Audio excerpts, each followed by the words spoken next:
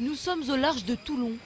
Les coordonnées géographiques sont confidentielles pour protéger 42 500 tonnes d'acier. Des mensurations hors normes, 260 mètres de long, un immeuble haut de 20 étages. Le porte-avions nucléaire Charles de Gaulle peut emporter jusqu'à 40 aéronefs. C'est le plus gros navire de la Marine nationale.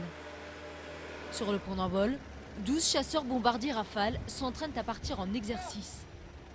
En chef d'orchestre, les officiers de lancement guident les pilotes. Les appareils doivent atteindre 250 km/h en moins de 2 secondes.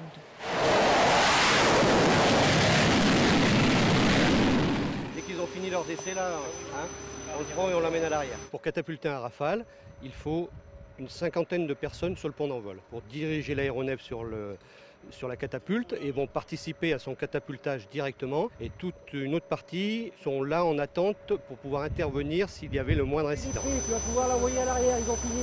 À chaque couleur, sa compétence.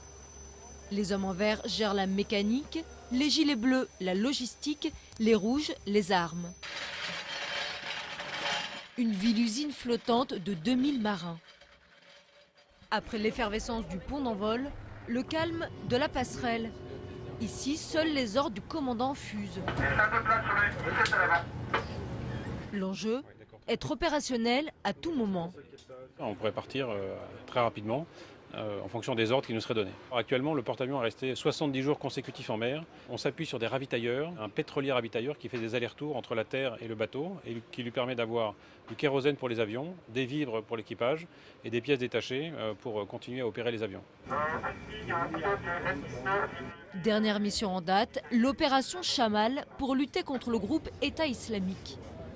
La présence du porte-avions nucléaire français dans le golfe Persique a permis de réduire la fréquence des mouvements entre les bases aériennes d'Abu Dhabi et d'Amman et les sites de l'armée française en Irak. Merci, bon courage à vous.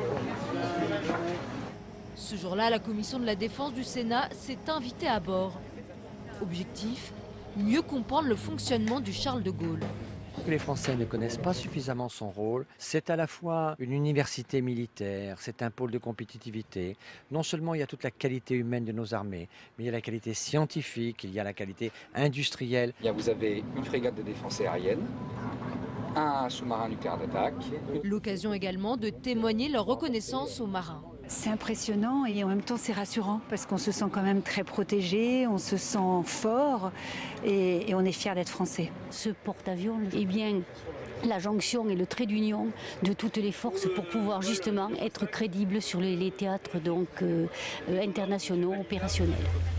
Un étendard de la puissance militaire française qui a un prix. L'engagement du Charles de Gaulle en opération pourrait coûter chaque mois 20 millions d'euros. Mais c'est encore loin, bien loin, du coût d'un engagement de troupes au sol.